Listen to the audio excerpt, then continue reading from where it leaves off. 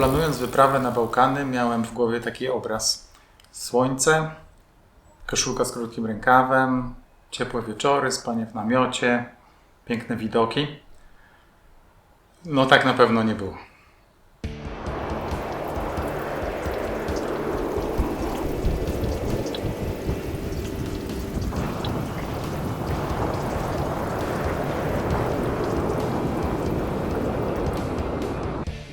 Pomysł na wyprawę zrodził się latem zeszłego roku.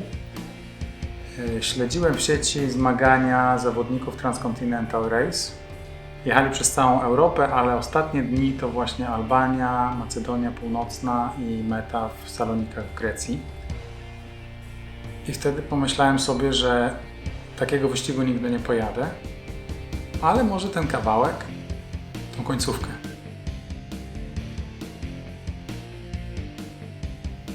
Sam bałem się trochę jechać w góry, zwłaszcza za granicę, więc zacząłem pytać znajomych. 600 km w 6 dni brzmiało jak szalony plan i większość podziękowała od razu. Na szczęście Piotr z Nordea Bicycle Team i Paweł, z którym znamy się od liceum, zareagowali z entuzjazmem i tak powstał nasz mały zespół.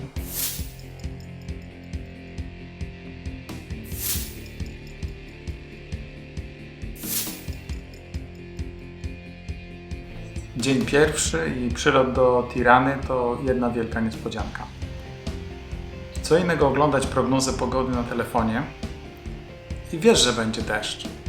A co innego, kiedy lecisz samolotem przez 3 grube warstwy chmur i finalnie lądujesz na lotnisku w deszczu. Wtedy czułem, że wyprawa będzie inna niż planowałem.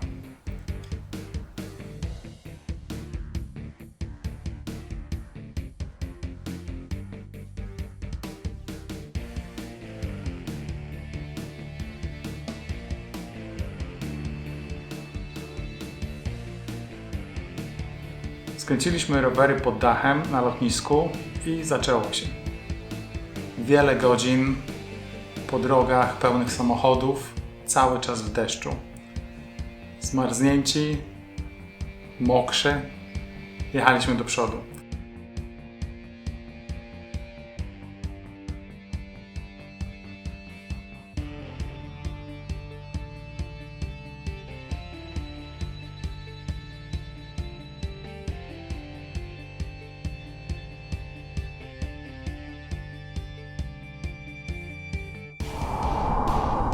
Jedziemy. Albania nas przywitała deszczem, ale pojawiają się pierwsze widoki. Słońce pojawiło się tylko na 30 minut i cały czas padało, więc w nagrodę dostaliśmy piękną tęczę.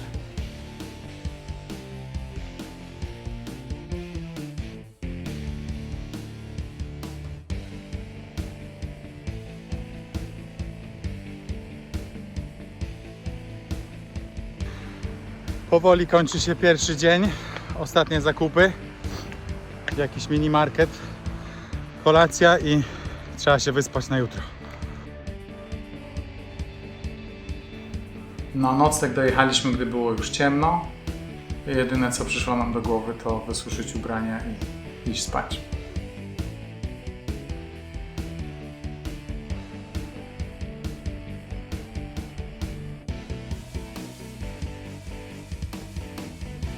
Zaraz zaczynamy drugi dzień, już widać góry, więc będzie ciekawie.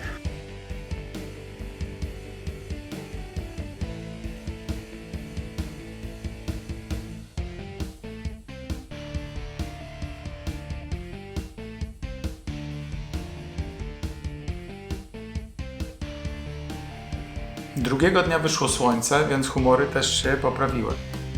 Czekał nas bardzo długi podjazd przez góry albańskie, natomiast widoki rekompensowały cały ten wysiłek.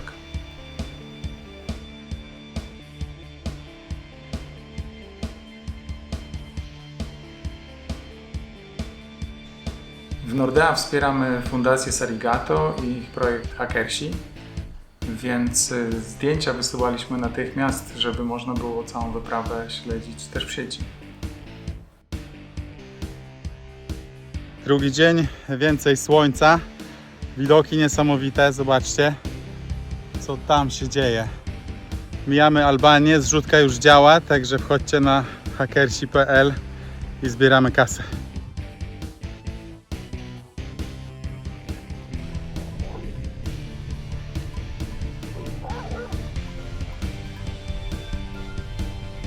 Cieszę się, że było nas trzech, bo Piotr zarażał nas optymizmem i bardzo często mówił: nie należy martwić się na zapas. I faktycznie dużo rzeczy rozwiązywało się same. Podróżowanie z Pawłem za to uczta, jeśli chodzi o widoki. Ja zwykle skupiam się na trasie, a Paweł zatrzymuje mnie, bo za każdym razem, kiedy jest piękny kadr, robi zdjęcie albo nagrywa film.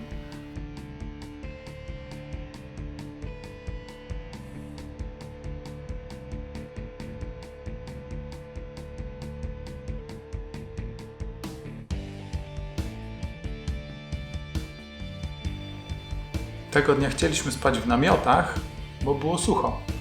Ale droga była tak trudna i zajęło tyle czasu, że dojechaliśmy na nocleg już o zmroku. A rozstawianie namiotu po ciemku w nieznanym terenie jest trochę niebezpieczne, więc wybraliśmy hotel.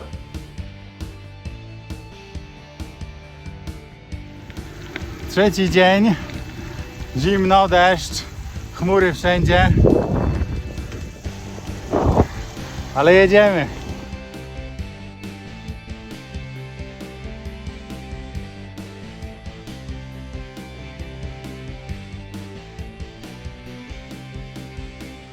Tego dnia przekroczyliśmy granicę i wjechaliśmy do Macedonii Północnej.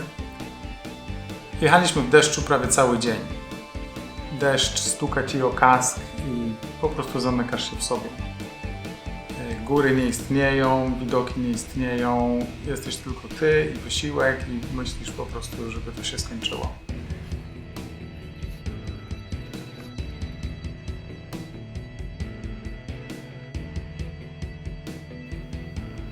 Na drodze zwykle czuliśmy się bezpiecznie. Kierowcy pozdrawiali nas z daleka, klaksonami, machali ręką, cieszyli się, że jedziemy i my też cieszyliśmy się. Chwilę grozy przeżyliśmy na krętym podjeździe. Było mokro, ślisko i samochód, który ewidentnie jechał za szybko, na zakręcie minął mnie o włos. Po chwili huk, gięta blacha. Zawróciłem. Okazało się, że samochód dachował zaraz obok Pawła. Zatrzymaliśmy się, podbiegliśmy, żeby pomóc. Na szczęście nam się nic nie stało. Pani wyszła też z samochodu o własnych siłach. Natomiast takie wydarzenia zostawiają ślad. Już do końca dnia myśleliśmy o tym, jak niewiele brakowało. A w starciu z samochodem rowerzysta nie ma szans.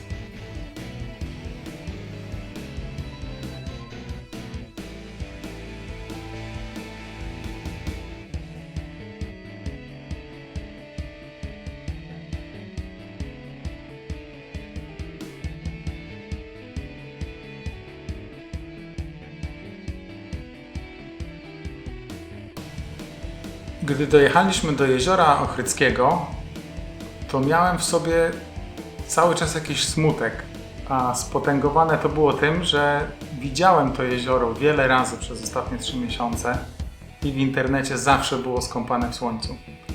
A kiedy dojechaliśmy tam my, to były tylko chmury, mgła i wszystko było bardzo ponure. I wiem, że to tylko pogoda, ale ten nastrój po prostu się udzielał. Ciężko było się tym cieszyć.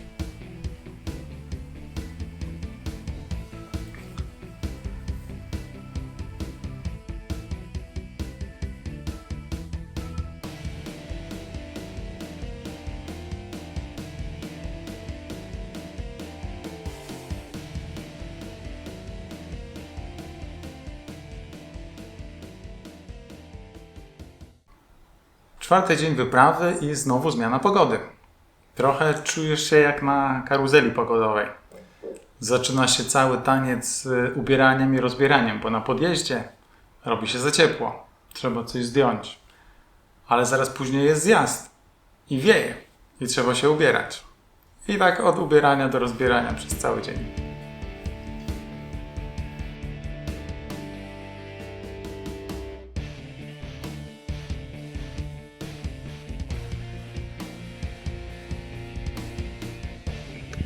Pozdrowienia z Macedonii. Dzisiaj troszeczkę cieplej, słońce wyszło i osiągnęliśmy najwyższy punkt trasy.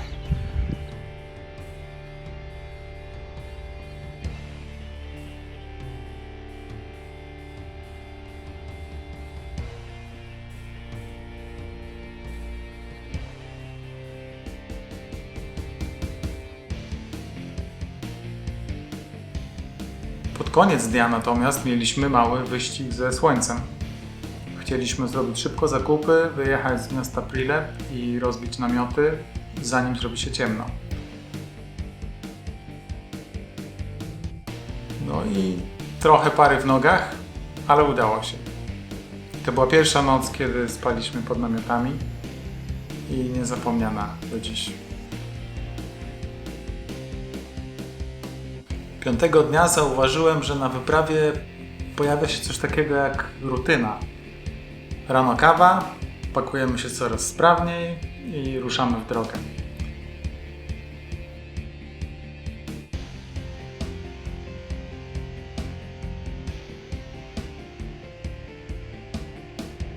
Tego dnia też, kiedy zrobiło się cieplej, suszyliśmy namioty z nadzieją, że będziemy je wieczorem rozstawiać. Natomiast dojechaliśmy znowu po zmroku i wygrał rozsądek, wybraliśmy hotel.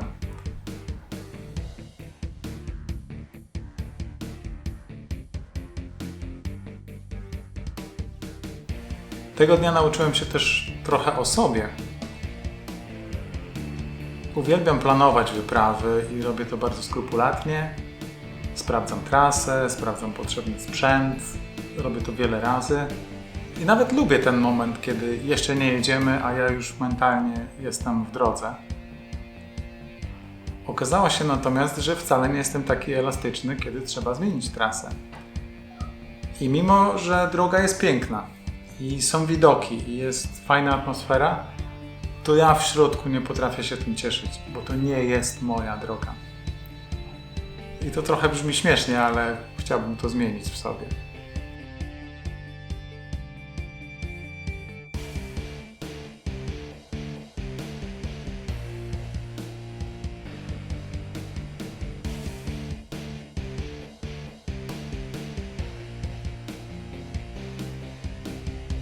To niesamowite, jak dobra pogoda potęguje w nas ciekawość świata. Nigdy nie myślałem o tym w ten sposób, ale kiedy pada deszcz, patrzysz po prostu przed siebie. Skupiony, czekasz, aż przestanie padać. A kiedy świeci słońce, patrzysz wszędzie wokół. Zauważysz dużo więcej, rozglądasz się. Droga mija szybciej i ja jestem dużo bardziej uśmiechnięty.